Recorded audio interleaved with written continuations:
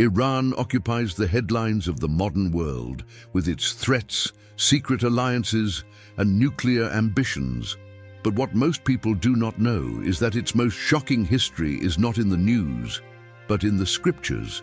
Before its missiles existed, before its current leaders or its hidden pacts, its destiny had already been outlined page by page in the Bible.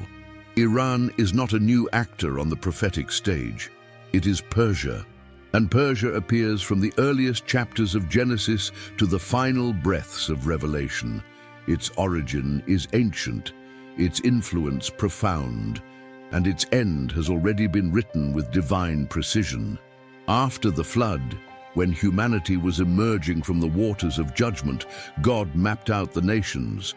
Noah, with his 3 sons, Shem, Ham, and Japheth, gave rise to future civilizations. Among Japheth's descendants was Madai, the direct ancestor of the Medes. And among Shem's sons appears Elam, the progenitor of the Elamites. Both names, Madai and Elam, form the roots of the future Persia. In Genesis 10 and 14 we see the first conflict. Chedorlaomer, king of Elam, invades Canaan alongside other eastern kings, enslaving and plundering. They took Lot, Abraham's nephew, as a prisoner, but Abraham, with only 318 trained servants, defeated those kings and freed the captives. It was an impossible act, a victory that made no human sense. Elam, the ancient Persia, had been defeated not by military might, but by divine intervention. That was the first message. No power from the east can prevail when God's favor is on the opposing side. But Persia did not vanish with that defeat. On the contrary, it grew in number, power, and territory. Madai in the north, in the mountains of present-day Iran, and Elam in the southwest near the Persian Gulf, formed the territorial base that centuries later would become a feared and respected empire. While Babylon, Assyria, and Egypt took turns on the throne of oppression, Persia waited silently for its moment. In the shadows of history, clans became kingdoms, and kingdoms became an empire. God, through his prophets, had already foretold it. Isaiah proclaimed that Media and Elam would be instruments of judgment against Babylon.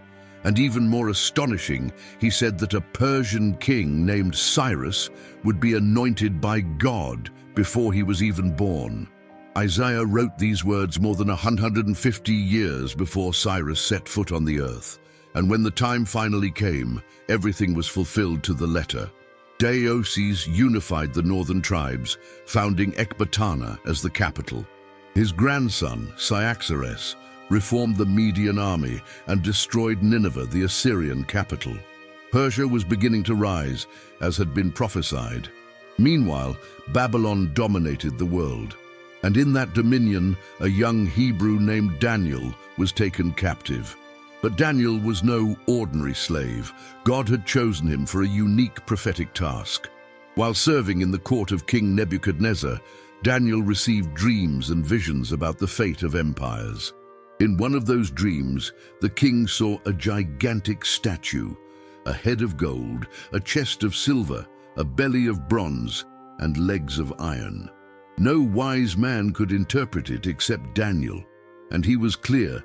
The head of gold was Babylon, but after it, another empire would come, represented by the chest and arms of silver. Not one, but 2 arms, Media and Persia. 2 peoples, 1 empire. But one of the arms would rise above the other, revealing Persia's supremacy over the Medes. The prophecy was clear. Babylon would fall, and a new empire chosen by God would rise. And so it happened. Cyrus, a young Persian king, conquered Media and formed the Medo-Persian Empire. It became the greatest power of its time, until the prophesied night arrived. At a banquet in Babylon, King Belshazzar used the sacred vessels from the temple to toast pagan gods. An invisible hand wrote on the wall, Mene, Mene, Tekel, Parsin. No one understood those words except Daniel. Your kingdom has been numbered and brought to an end, he said. It will be given to the Medes and the Persians. That same night, Cyrus diverted the Euphrates River, and his soldiers entered the city through the dry riverbed. The gates were open. Babylon fell without resistance, and the foreign king, Cyrus, decreed the return of the Jews to Jerusalem and funded the rebuilding of the temple. A pagan king became the instrument of restoration for God's people. Zerubbabel and Joshua led the return, and the temple's foundations were laid once again. But God was not done speaking about Persia. To Daniel were given even deeper visions. One of them, chilling, showed 4 beasts emerging from the sea. The second was a giant bear, raised on one side with 3 ribs between its teeth. It was commanded to devour much flesh. Daniel understood. That bear was Persia. The raising on one side represented Persia's dominance over Media, and the 3 ribs were its conquests: Lydia, Babylon, and Egypt. With prophetic precision, Persia conquered these 3 powers. Under Cambyses the Sioux, Cyrus's son, the Persian armies defeated the Egyptian pharaoh at the Battle of Pelusium. The 3rd rib was torn out. No force seemed capable of stopping Persia. Later, Daniel received another vision by the banks of the Ulai River. He saw a ram with 2 horns, one higher than the other, charging toward the west, north, and south. No one could resist it, and the angel explained, the ram represents the kings of Media and Persia. Once again, Persia was the protagonist of prophetic history. Its dominion was absolute, but the vision did not end there. Then appeared a swift he-goat with a horn between its eyes, which charged at the ram and destroyed it. It was Greece, led by Alexander the Great. Persia, the greatest empire of its time, would be overthrown with lightning speed. Daniel did not know Alexander's name, but he saw his arrival centuries earlier. Persia had a limit. It would not be eternal. Persia was not only an empire, it was the stage for one of the most astonishing events in the Bible, the story of Esther. In the days of King Ahasuerus, the throne of the vastest empire on earth was seated in Susa, in southwestern Iran. There, amidst banquets and power, a genocide and a miracle were conceived. Ahasuerus held a 6-month feast, and in a fit of pride, he demanded that Queen Vashti display her beauty before all. She refused. Humiliated, the king banished her. His advisors proposed searching for a new queen among the most beautiful virgins of the empire. Among them, a Jewish orphan named Hadassah, known as Esther. Esther was taken to the palace and found favor with the king, who crowned her queen without knowing she was Jewish. Meanwhile, a man named Haman rose to power. He was a descendant of the Amalekites, ancient enemies of Israel. When Mordecai, Esther's cousin, refused to bow to him, Haman decided to exterminate the entire Jewish people. He convinced the king that there was a rebellious people in the kingdom and obtained a decree of death sealed with the royal ring. The extermination was scheduled. Mordecai sent an urgent message to Esther. She hesitated. Presenting herself before the king without being summoned meant risking her life. But she understood the weight of her moment. She told Mordecai, "If I perish, I perish." She entered the throne uninvited, and the king extended his scepter. Esther did not rush. She organized 2 banquets for the king and Haman. At the second, she revealed the truth.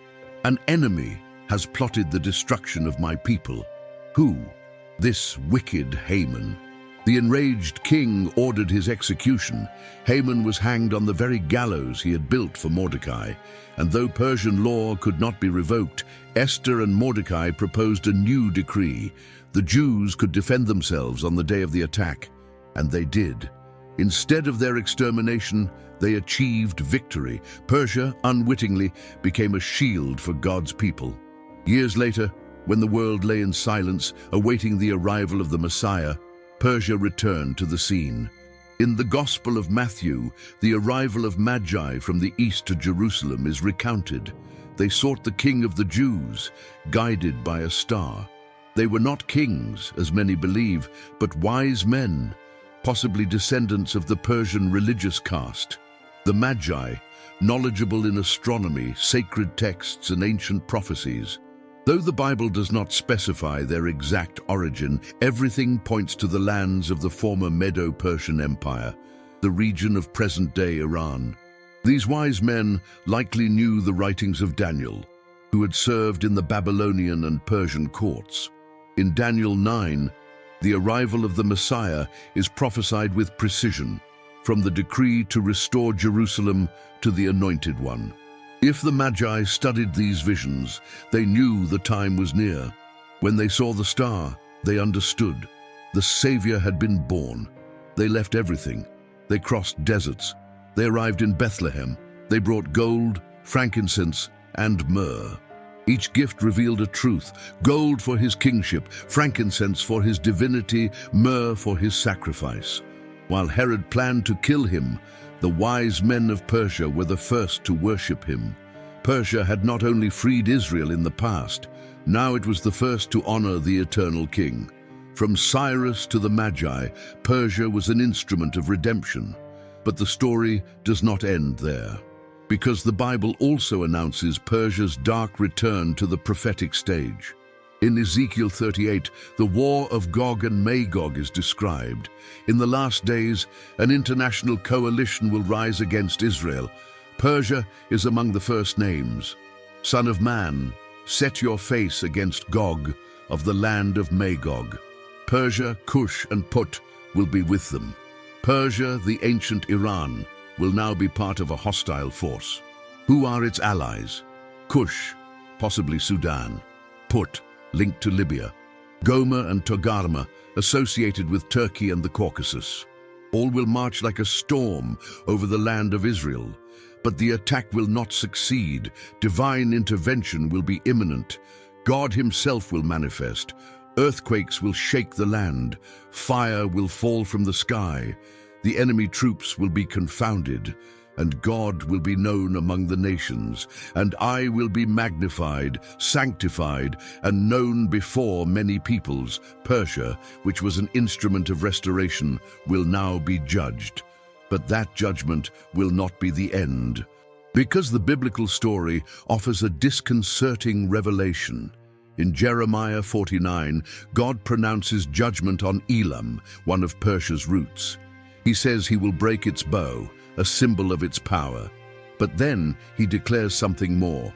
In the latter days, I will restore the captives of Elam. It is a promise. Persia will be restored. Though it participates in the final war against Israel, though it receives judgment, its story does not end in ruins. God leaves a door open for redemption. And that door aligns with another prophecy. In the last times, the nations that survive the judgment will go up to Jerusalem each year to worship the King and celebrate the Feast of Tabernacles. Perhaps among them will be Iran. Perhaps the one who was Redeemer, enemy, and judged will also witness the restored glory. The cycle will close, not in destruction, but in redemption. Persia is one of the few nations that appears from beginning to end. From Elam in Genesis to Gog in Ezekiel, from Daniel to the Magi in Bethlehem, from the liberation of the temple to the final war, and today Iran is once again in the headlines. Coincidence or prophetic fulfillment? Its alliances, threats, and plans fit a millennial pattern. The prophecies have not died, they are awakening, and if God has not forgotten Persia, he has not forgotten his people either. Today we see the echoes of those prophecies resonating in the speeches of leaders, in secret coalitions, in missiles aimed at Jerusalem. The history of Iran, according to the Bible, is a mirror of the human soul. Fallen, restored, rebellious, judged, and ultimately redeemed. Because where judgment abounds, grace abounds even more. And the God who breaks also heals. The one who judges also restores. Persia, Iran, Elam, its story is not yet finished. And now, after all that has been revealed, the question is no longer just about Iran, it is about us. Where do we stand in this prophetic story? Do we recognize the signs burning in the headlines? Do we understand that the same God who wrote Persia's beginning also wrote its end? and ours as well. Prophecies are not fables of the past. They are living warnings, and today, more than ever, we need discernment. For it is written, "Blessed is the one who reads, and those who hear the words of this prophecy." Time has not stopped. It is only waiting for us to awaken, because the end has already begun.